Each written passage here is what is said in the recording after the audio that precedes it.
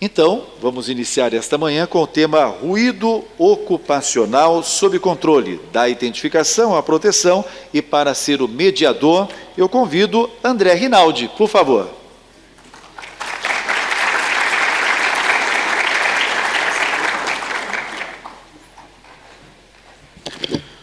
Bom dia, pessoal.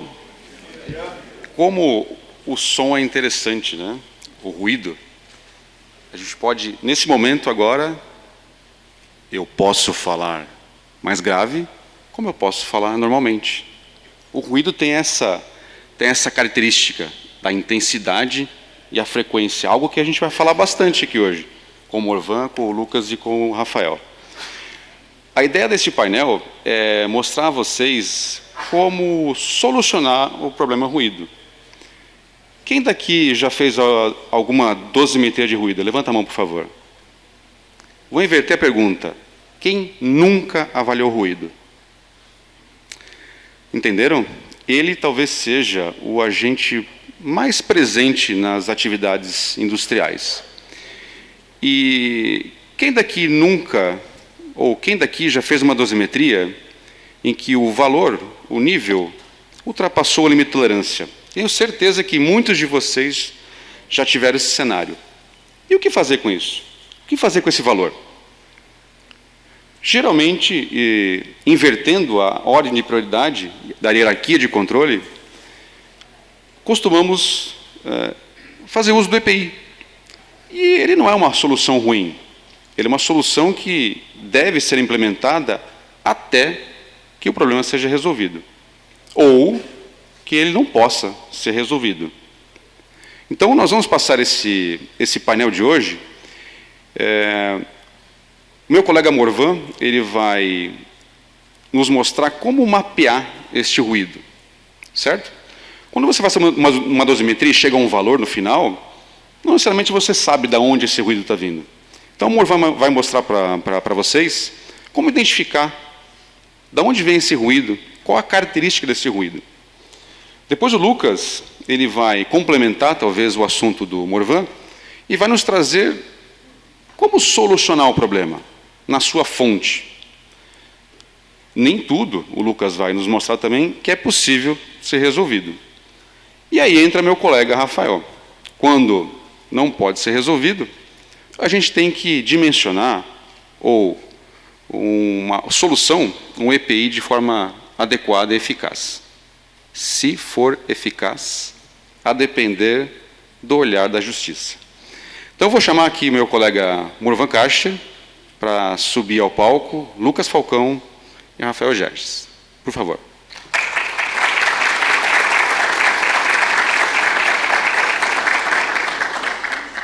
Bom dia, pessoal. Eu trouxe aqui a minha colinha, um papelzinho, eu vi que o André está com um tablet, eu sou meio... Eu participei de uma banca de TCC semana passada, eu estava lá com 80 páginas A4 impressa, todo rabiscado, e o outro professor com um tablet lá. Tá. Então, vamos lá. Bom, primeiro agradecer a oportunidade de estar aqui mais um ano, né? Agradecer a organização do Congresso por me convidar para participar desse painel.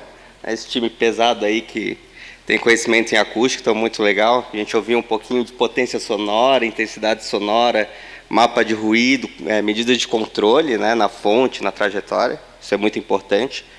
E aí vem uma reflexão, do ponto de vista bem prático, que ok, na teoria a gente tem que implementar medidas de controle coletivo, né, enquanto a gente está tentando fazer esse trabalho, a gente usa o EPI de forma emergencial, temporária, tá? Mas na prática a gente sabe que enquanto a gente estiver usando o EPI, a gente tem que continuar tentando tomar ações para implementar medidas de controle coletivo e reduzir o ruído na fonte ou na trajetória.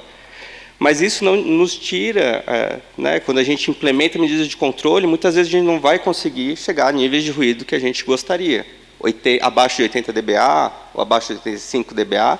Isso não nos tira a responsabilidade de usar o EPI, né? Então, essas duas coisas, às vezes a gente olha numa hierarquia de controle de risco, uma pirâmide, mas muitas vezes elas vão ter que andar em paralelo, tá? Na prática, isso é o que eu tenho visto em campo nesses anos que eu tenho trabalhado com esse assunto. Bom, aqui uma recapitulação rápida. Eu vou tentar ser breve, tá, para a gente tentar abrir mais tempo de perguntas. Aqui eu trago um artigo que foi publicado até na revista da BHO, né, sobre essa questão do julgamento do ARE 664335, no Supremo Tribunal Federal em 2014. Eu li esse documento, esse ARE, e do meu ponto de vista, do Rafael, quando eu analisei tecnicamente, eu encontrei 3 argumentos que foram usados pelos ministros para eles tomarem a decisão que foi tomada, né? Uma é a questão de, a atenuação do protetor auditivo em campo, ela vai ser menor do que a atenuação obtida em ensaios de laboratório, né? Então, esse era um dos argumentos.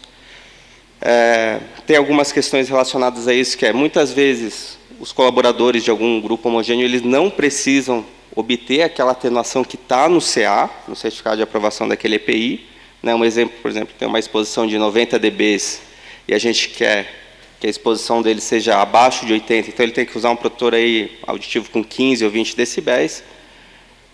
Ele não precisa uma atenuação, né? Ele precisaria de uma atenuação de 10 decibéis, então tu tem uma margem ali pelas questões de condições de uso, desgaste do EPI, né, higienização e etc.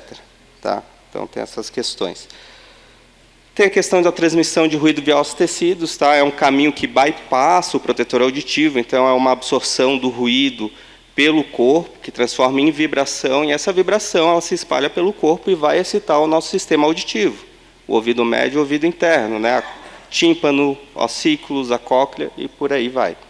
Tá? Esse caminho realmente existe, esse caminho está descrito na literatura, a gente foi pesquisar, encontrou isso em livros, na qual ele cita, olha, a capacidade de absorção desse ruído por via, né, que incide, essa energia acústica que incide sobre o nosso corpo é muito baixa, tá? E se torna importante quando os níveis de ruído são muito altos, em geral acima de 115 decibéis. Tá? E a questão dos efeitos extra-auditivos, que é qualquer efeito, né, no nosso corpo que não é relacionado à perda auditiva propriamente dito. Tá? Então, eu vou falar rapidamente um pouquinho desses 3 tópicos, e aí eu vou trazer algumas decisões, alguns casos que estão na Justiça do Brasil, aqui, né, no Judiciário, para a gente discutir. Tá? Então, a questão da eficácia do protetor auditivo, a questão, mas a atenuação em campo é menor do que a atenuação em laboratório. É sempre importante a gente frisar que aquele número único que a gente usa no Brasil, o NRRSF, é uma estimativa do que a população de usuário pode vir a obter, em termos de atenuação, se for usado corretamente, conforme a instrução de colocação do fabricante ou do importador. Tá? Então, é um valor de probabilidade, na qual estima-se que 84% consigam aquela atenuação ou mais. Hoje em dia, a gente tem ferramentas, tá? Tecnologia, conhecimento, para aferir ou estimar a atenuação real de um protetor auditivo em campo, lá na ponta no usuário. Tá? Fit test de proteção auditivas, avaliação de dosimetria, né? Avaliação de exposição ao ruído pela técnica MIDI, com mini microfone, e por aí vai. Né? E aí, quem quiser se aprofundar em mais detalhes, tem um artigo da BHO, né? Encorajo vocês a acessarem, acho que ele é aberto hoje, é gratuito nessa edição, entrarem no site da BHO e baixarem e lerem o artigo. Né? Bom, a gente já tem todas as normas regulamentadoras aqui que tem ações para a gente prevenir o adoecimento no ambiente de trabalho. Né? Então, a gente tem a nossa NR1 com PGR, NR6, a questão dos EPIs, NR7, questão de saúde, NR9, questão de controle, né, dos riscos ambientais, o ruído está lá dentro. E quando a gente toma todas essas ações, né, voltados para o agente físico ruído, isso nada mais é do que um PCA. Pode não estar organizado ou pode faltar algumas ações específicas, mas isso não deixa de ser um programa de conservação auditiva. Tá? Então, a gente já tem um arcabouço aí legal, né, de requisitos que a gente tem que cumprir lá nas nossas empresas para evitar o adoecimento causado pelo ruído, né, a perda auditiva induzida por ruído. Bom, um pouquinho da atenuação via ossos tecidos, então é isso que eu falei anteriormente. A gente tem um gráfico aqui, né, isso foi feito de forma experimental, tem publicado em revista da Sociedade Acústica, Sociedade Americana de Acústica, né, o JAS. Tá? Então, a gente tem um gráfico de atenuação, ou de, né, atenuação desse caminho de transmissão via ossos tecidos em decibéis, para a gente ter uma ideia de o que acontece. E quando a gente olha esse gráfico aqui, na frequência de 2.000 Hz, por exemplo, a atenuação é 39 decibéis. E eu pergunto para vocês se tem algum protetor auditivo que tem uma atenuação acima desse valor, né? Porque esses dois caminhos são paralelos. A gente pode falar que é uma transmissão aérea, na qual o ruído entra pelo conduto auditivo, excita o tímpano, os ossículos e a cóclea, e um segundo caminho paralelo, que é a absorção dessa energia acústica pelo corpo, né? Transforma em vibração e excita o nossa cóclea, o nosso sistema auditivo. Tá?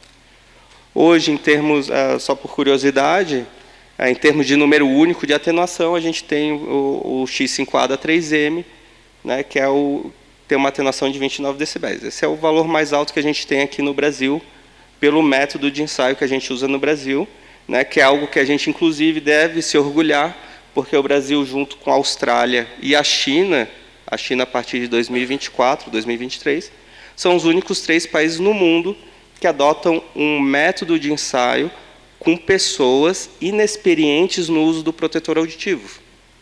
Tá? A maioria dos países, como Estados Unidos, Canadá, Europa, os países europeus, utilizam um método subjetivo com pessoas, mas pessoas treinadas e supervisionadas no uso do protetor auditivo, na qual os valores de atenuação são muito superiores às estimativas de atenuação que são obtidas em campo pelos trabalhadores.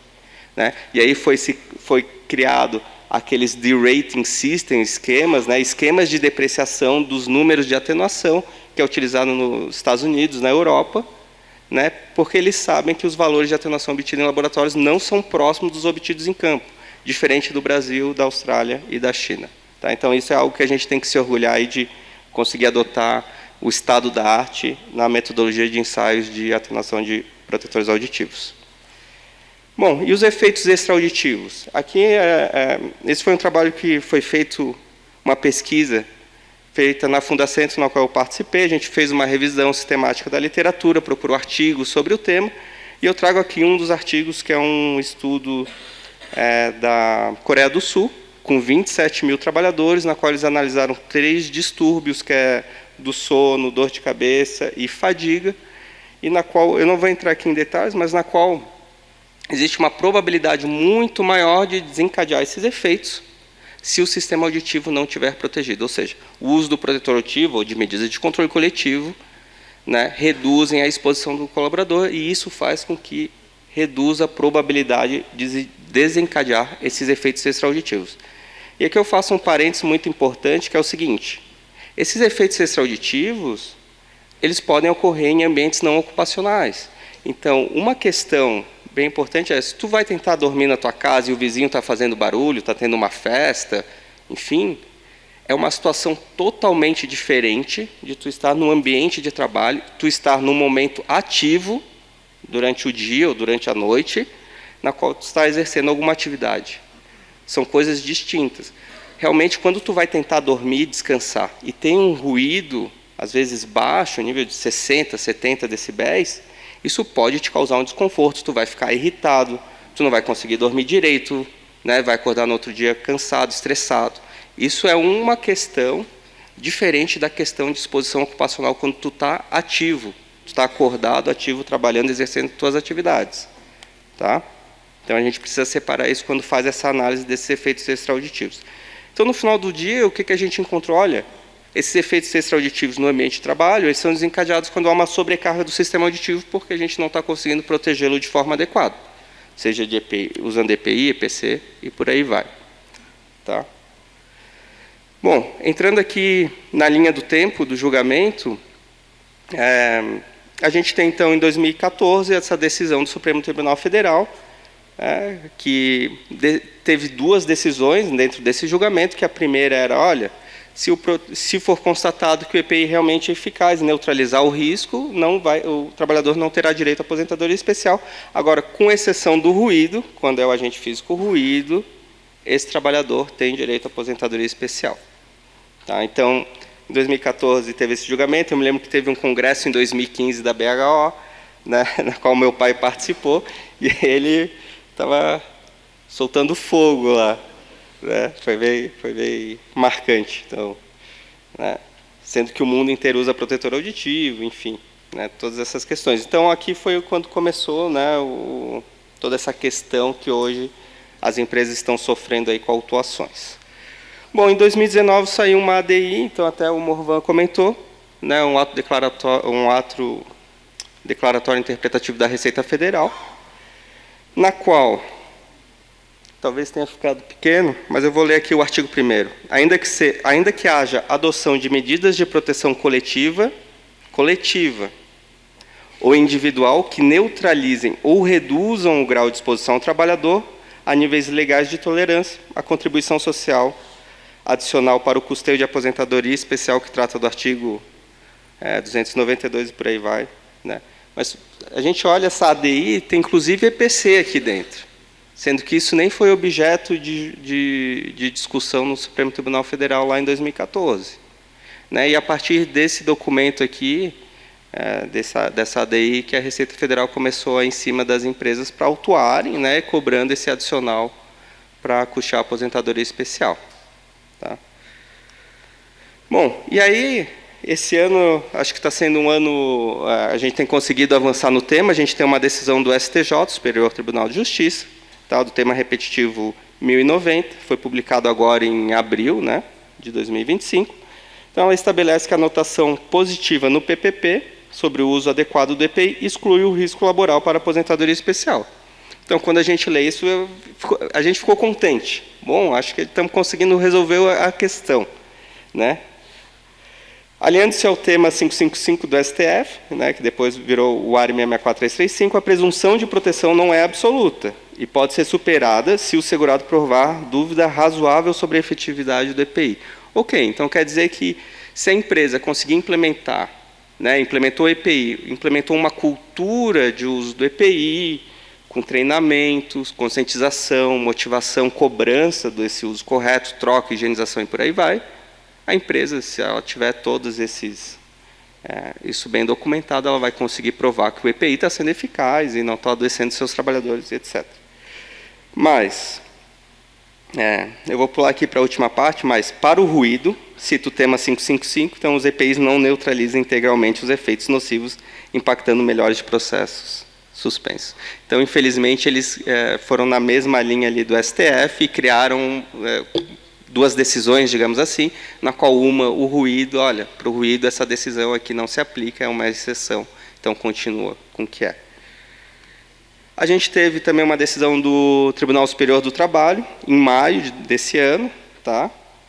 E a decisão considerou a jurisprudência do STF, no ARI 664335, que reconhece que, no caso do agente ruído, mesmo a utilização eficaz de EPI não afasta automaticamente os efeitos prejudiciais à saúde do trabalhador. Contudo, ao julgar o recurso de revista interposto pela empresa, né, foi uma empresa que entrou com essa ação, a quinta turma entendeu que o precedente do STF não se aplica automaticamente à caracterização da insalubridade na seara trabalhista, pois é uma questão previdenciária.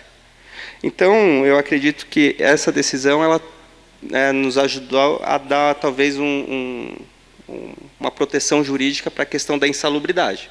Que a gente sabe que daqui a pouco o pessoal ia começar a puxar, bom, se previdenciar o protetor auditivo não funciona, vamos começar a puxar para a insalubridade também, vamos começar a cobrar a insalubridade das empresas. Tá? E, antes de finalizar, eu vi uma apresentação na segunda, do Douglas Santos, tá? Da Volkswagen Ônibus e Caminhões, que eu gostei muito. Por quê? Ele englobou as ações que eu acredito que sejam corretas a ser aplicado nas empresas. Eles formaram um comitê multidisciplinar, engenheiros de processo de produto, pessoal de segurança do trabalho, pessoal de saúde, né, pessoal do processo, propriamente dito. Fizeram medidas de controle coletivo, né, implementaram novas tecnologias no processo, implementaram treinamento one-on-one, um a um, com os trabalhadores quanto ao uso do protetor auditivo, treinamentos coletivos, né? Então, isso tu motiva, tu conscientiza o trabalhador da importância da conservação auditiva, até porque é uma questão social para ele. Fora do ambiente de trabalho, ele usa a audição o tempo todo para se comunicar com as pessoas, para fazer atividades de lazer e por aí vai. Né? Então, quando a gente vê, foi um case muito legal, porque ele englobou todas as etapas do que eu acredito que sejam necessárias para a gente fazer um programa de conservação auditiva. Né? E aí vem uma uma frase que o Raul Casanova, que é diretor executivo da Animaseg e da Braseg, né, Associação dos Fabricantes e Exportadores de Equipamentos de Proteção, numa live, acho que foi no mês passado, ele falou, olha, talvez a nossa frase sobre a eficácia do o protetor auditivo é eficaz, talvez a gente esteja fazendo a pergunta incorreta. O protetor auditivo ele funciona, ele atenua, ele é uma barreira acústica, assim como uma porta, uma parede. Mas talvez a pergunta que a gente devesse fazer é a eficácia do uso do protetor auditivo. Eu acho que até o Lucas colocou essa frase na apresentação. Então, acho que a gente tem que se preocupar mais com a eficácia do uso. E o uso não é só o produto protetor auditivo. É uma cultura, é um hábito de se usar o protetor auditivo de forma correta, higienizá-lo, colocá-lo de forma correta enquanto está no ambiente que tenha ruído, de continuar procurando medidas de proteção coletiva, mesmo que tu tenha EPI implementado, né? Então, eu acho que é muito mais uma questão cultural do que uma questão simplesmente técnica de produto, tá? E aí, uma questão também nessa live que foi falado pelo Dr. Caio Tanaguchi, do escritório, ele é sócio do escritório Tosini Freire, né, ele cuida da parte trabalhista e previdenciária. Ele tem alguns casos de alguns clientes que eles atuam, que estão no CARF, lá na Receita Federal, né, a nível do CARF, medida administrativa, e que o CARF está analisando provas geradas pelas empresas. Tá? Então, a minha sugestão aqui, minha orientação para as empresas é não deixem de fazer o trabalho de vocês por causa dessa decisão do Supremo. Continuem implementando medidas de controle coletiva, continuem implementando EPI se necessário, continuem trabalhando nessa parte mais comportamental, né, da organização do trabalho, tá? Para que a gente não adoeça aí as pessoas e vocês consigam também se defenderem aí, não gerarem passivos trabalhistas e previdenciários para as suas empresas. Tá bom? Essa é a minha mensagem de hoje.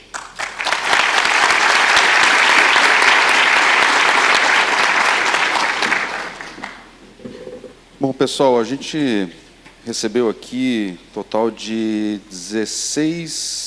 20 perguntas, ruidosas perguntas, e provavelmente a gente não vai conseguir respondê-las todas durante o tempo. Aliás, eu queria agradecer pela pontualidade dos palestrantes.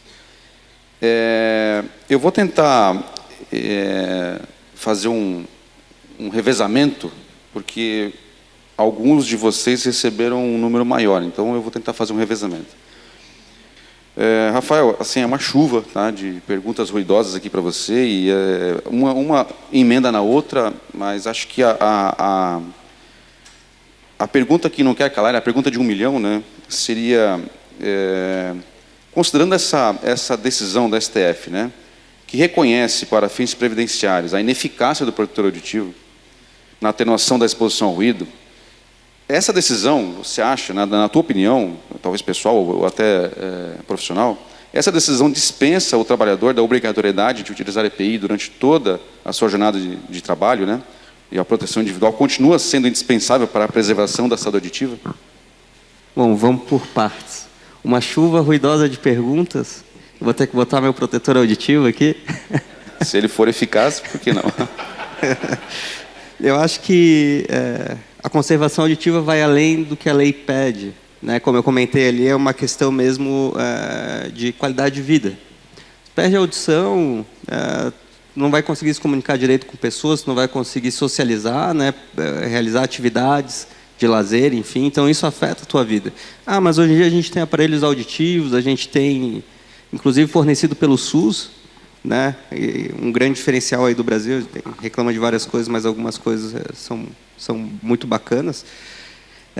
O aparelho auditivo não é algo fácil de tu se adaptar muitas vezes. Tem pessoas que têm muita dificuldade. Meu pai, por exemplo, que tem perda auditiva por idade, ele tentou usar alguns aparelhos auditivos e não se adaptou e não quis usar e abandonou lá. E às vezes quando eu vou na casa dele visitar, ele está lá escutando televisão num volume altíssimo, porque é o que ele consegue escutar, né? Então, eu acho que vocês, como higienistas, engenheiros, médicos, fonos, né, focado nessa parte do trabalho, tem uma questão, além das obrigações que vocês têm com a empresa, de que é cumprir as legislações, tem um caráter social aí de preservar a audição dessas pessoas, porque isso afeta a qualidade de vida delas. E, claro, consequentemente, vai afetar toda a sociedade, porque tem um custo do SUS de atender essas pessoas, né? Então, eu vejo com esse olhar. Tá?